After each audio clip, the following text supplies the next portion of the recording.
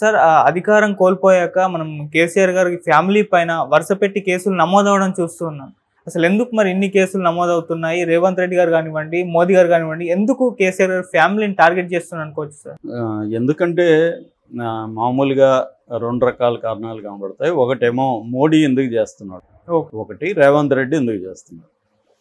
మోడీ ఎందుకు చేస్తున్నాడంటే మోడీకి ఒక మోడస్ ఆపరండే, అంటే ఆయన పద్ధతి ఏంటంటే ప్రతిపక్షాలు లేని దేశం కావాలని మోడీ కోరుకుంటున్నాడు. ప్రతిపక్షాలు అనేవి ఉండకూడదు. అంటే ఇప్పుడు రష్యా ఉంది, ఫర్ ఎగ్జాంపుల్. రష్యాలో ప్రతిపక్షాలు లేదు. ప్రతిపక్ష నాయకుడిని జైలుకి పంపించి జైల్లోనే చంపించేసి తనకు పోటీగా 2-3 డమ్మీల్ని నిలబెట్టి తను మొన్న ఎలక్షన్లో గెలిచాడు పుతిన్. పుతిన్ లాంటి వాళ్ళే మోడీకి ఆదర్శం. ఇక్కడ కూడా ఇండియాలో కూడా ప్రతిపక్షం అనేది ఉండకూడదు, అన్నీ తనతోనే ఉండాలి, తను చెప్పినట్టే ఉండాలి. అట్లాగే విత్ ఇన్ ద బీజేపీలో కూడా తనకి ఎవరు కూడా వ్యతిరేకంగా మాట్లాడకూడదు. మొన్న ఒక సీనియర్ ఐఏఎస్ ఆఫీసర్, మోడీతో పనిచేసిన ఐఏఎస్ ఆఫీసర్ ఇంటర్వ్యూ చూశాను నేను, అనిల్ స్వరూప్ అని ఆయన పేరు. ఆయన ఏం చెప్తున్నాడంటే ఫస్ట్ వచ్చిన 2.5 సంవత్సరం వరకు మోడీ అధికారులతో కలిసినప్పుడు ఎక్కువగా వినేవాడు. అధికారులు ఏదన్నా ఫ్యాక్చువల్ మిస్టేక్స్ మోడీ ఏదన్నా చెప్పినప్పుడు, సార్ ఇది ఫ్యాక్చువల్ మిస్టేక్ అండి, అది కాదు ఇది అని కరెక్ట్ ఇన్ఫర్మేషన్ ఇచ్చేవాళ్ళు, ఆయన రిసీవ్ చేసుకునేవాడు. అట్లాగే వ్యూ పాయింట్ ఉంటుంది. మోడీ ఒక అభిప్రాయం చెప్పినప్పుడు, సార్ ఇలా చేస్తే ఈ ప్రాబ్లం వస్తుంది సార్, నా అభిప్రాయం అయితే ఇలా చేయొచ్చు అని వ్యూ పాయింట్స్ కూడా వాళ్ళు చెప్పేవారు. అంటే ఫ్యాక్చువల్ మిస్టేక్స్, వ్యూ పాయింట్స్, ఈ 2 చెప్తే ఆయన వినేవాడు, రిసీవ్ చేసుకునేవాడు, దానికి అనుగుణంగా స్టెప్స్ వేసేవాడు. ఒక్కోసారి తెలిసి కూడా ఫ్యాక్చువల్ మిస్టేక్ అని తెలిసి కూడా పొలిటికల్ గెయిన్స్ కోసం ఎవరైనా కూడా దాన్నే క్యారీ చేసే సందర్భాలు కూడా ఉంటాయి. అది అర్థం చేసుకోవచ్చు. కానీ అసలు ఫ్యాక్చువల్ మిస్టేక్ అని ఎవరు చెప్పకపోతే ఫ్యాక్చువల్ మిస్టేక్సే కంటిన్యూ అవుతుంటాయి.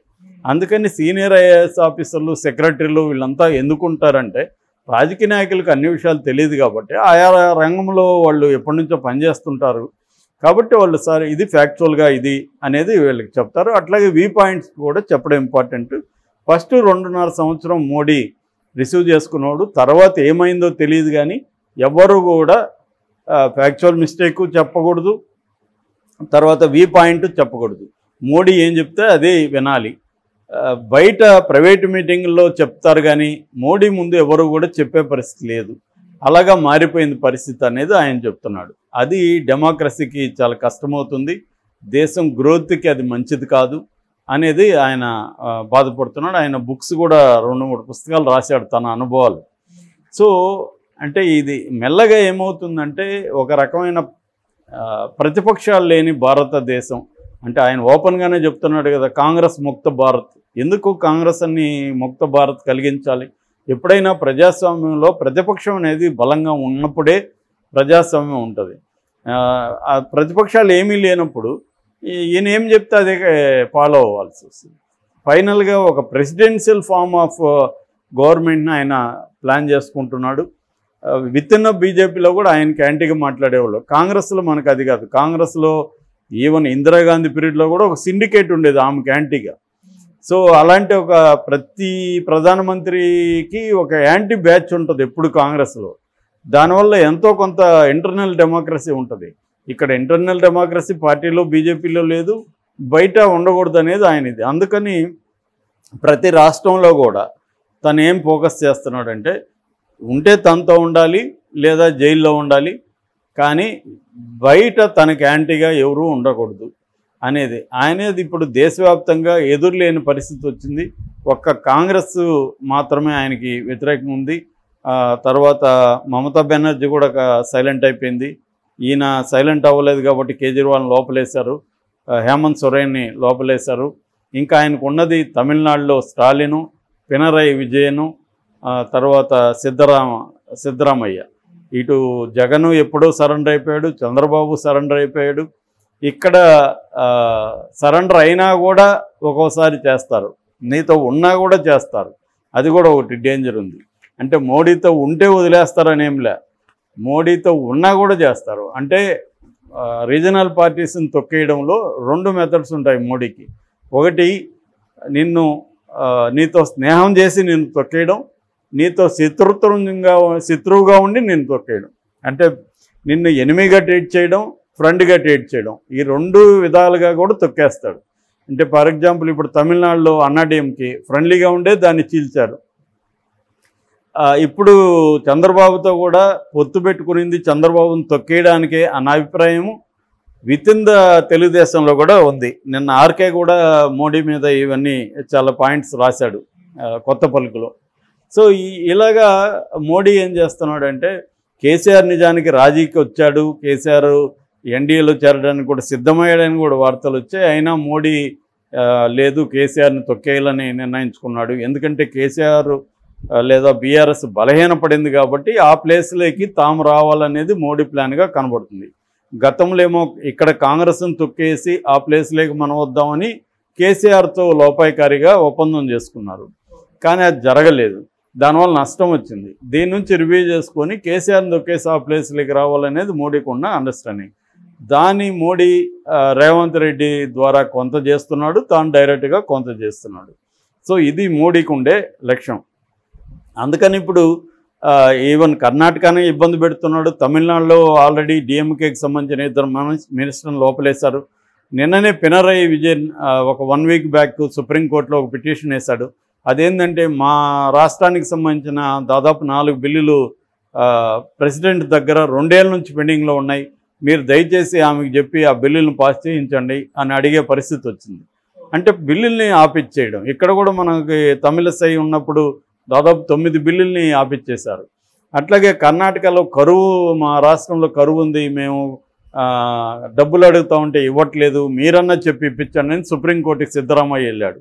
అంటే రాష్ట్రాలకు ఫండ్స్ ఇవ్వకుండా ఇబ్బంది పెట్టడం, తమకి వ్యతిరేకంగా ఉన్న రాష్ట్రాలని వాళ్ళ మీద కేసులు పెట్టడం, రకరకాల పద్ధతుల్లో ఆ పార్టీలని తొక్కేయడం అన్న ఒక స్ట్రాటజీని బీజేపీ అనుకరిస్తుంది.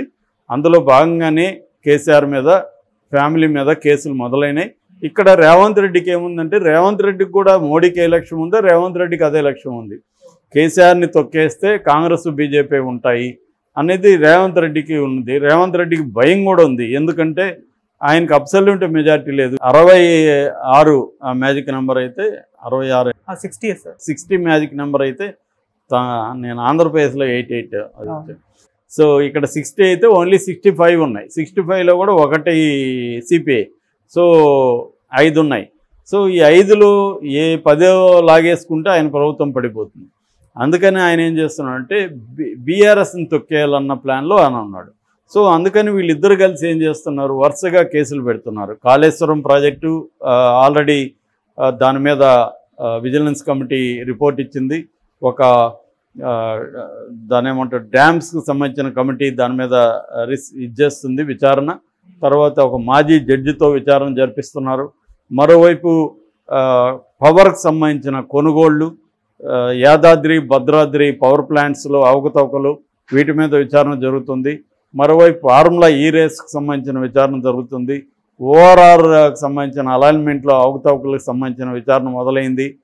తర్వాత ఫోన్ ట్యాపింగ్కి సంబంధించిన విచారణ రోజు ఏదో ఒక టర్న్ తీసుకుంటా ఉంది. ఇలాగా కేసీఆర్ను చుట్టుముట్టే విధంగా స్కామ్స్ని బయటికి తీయడం అనేది రేవంత్ రెడ్డి ప్రభుత్వం చేస్తున్నాడు. మరోవైపు కవితను మన ఢిల్లీ లిక్కర్ స్కామ్ కేసులో అరెస్ట్ చేసింది. ఇంకోవైపు ఇప్పుడు కవిత మేనల్లుడు, అంటే కవితకు సంబంధించిన ఆడబడుచు ఆమె అఖిల, ఆమె కొడుకు మేకా చరణ్, అతన్ని అరెస్ట్ చేసే పరిస్థితులు ఉన్నారు. కొంతమంది కవితకు దగ్గర బంధువులు కూడా ఈడీ నోటీసులు ఇచ్చి అందుబాటులో ఉండమని చెప్పింది.